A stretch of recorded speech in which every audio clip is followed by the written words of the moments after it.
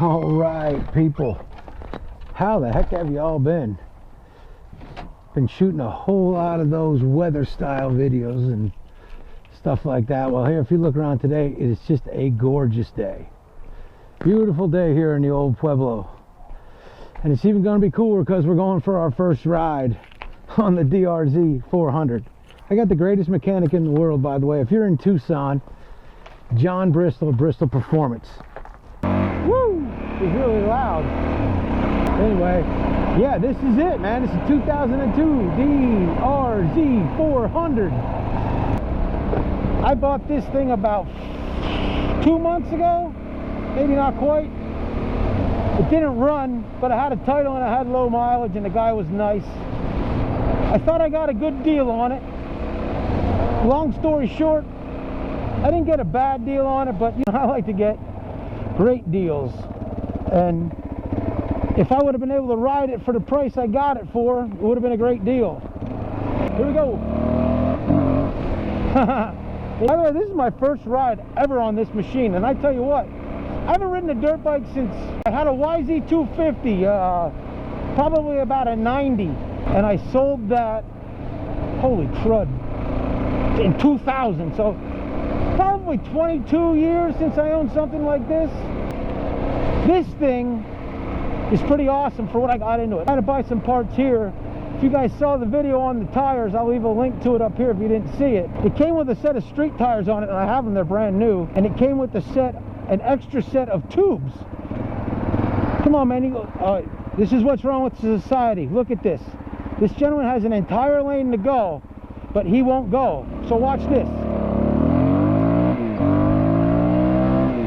Damn, if society gets any dumber, people, I don't know what we're gonna freaking do. Hey, did I mention we're cruising around on our DRZ 400? Woo! Ha ha ha! This whole thing works. And there it says 3,700. Nope, that's RPM. 1,190.6. Should we maybe do a top speed run?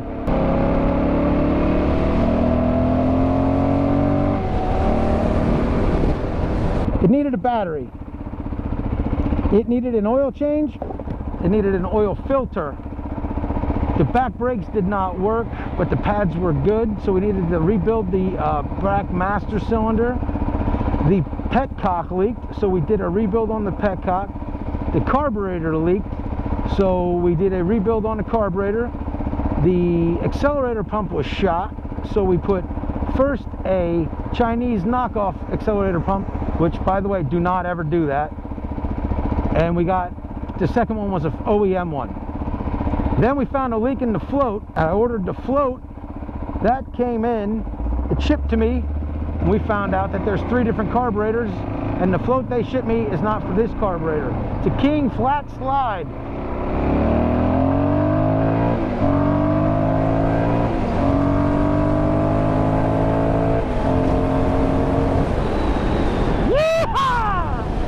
I tell you what, this is fun, man. I really would have liked to have taken it for a rip just once with the street tires. I got this thing to ride in the dirt. These mirrors suck, though. I will give you that. We're changing these mirrors. Living in the desert, at least on the outskirts of the desert, there's a lot of places that have roads that, you know, like, it's like, I wonder where that goes. But you can't take a Goldwing down that. I have taken my scooter down them, but some of these places are 100 miles away, and you can't take the scooter 100 miles away. And the e-bike is nice, but then you're taking your car to somewhere where you can drop it off and go riding. What I wanted was something that I could say, screw it, I'm going riding from home. My buddy's got side-by-sides and dirt bikes. My grandkids got dirt bikes, so. And at one time, I was a pretty badass motocross racer, you know, in a town of 100 people, which isn't saying much. All right, top speed. We're going to try to get through these people. Hope you guys can still hear me. I'm up to 57. Well, you guys can probably see that. If not, here we go. Cranking her up, baby. Ow! Woo, she's getting squirrely.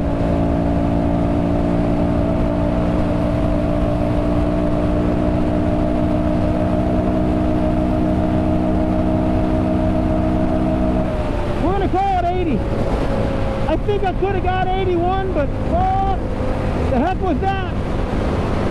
We'll call it 80. Woo! We got an 80-mile-an-hour dirt bike, baby. Seriously though, man, I gotta thank John Bristol. John Bristol Performance, Tucson, Arizona. If he says it's okay, I'll put a phone number or something for him down in the bottom. This is legal, by the way. He's a busy man because he does good work. He's a legit dude. He has fair prices. He's honest, no bullshit. Bristol Performance, he brought this bad boy back to life. He also takes care of all my machines. My Goldwing when I'm going on a ride. Sammy, man, he did so much work to Sammy. He changed the wiring harness, rebuilt the carburetors. He did a lot of work to that thing. And motorcycle shops around me won't take it because they don't take stuff that's more than 20 years old. You know, wouldn't mark on my Valkyrie at a local bike shop, the closest one.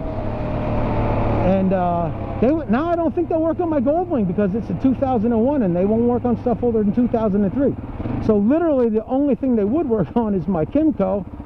And anybody who knows anything about Kymcos know that they don't ever have to be worked on. Dudes, we got a dual sport, 110 degrees. I mean, from what I see, that's running cool actually.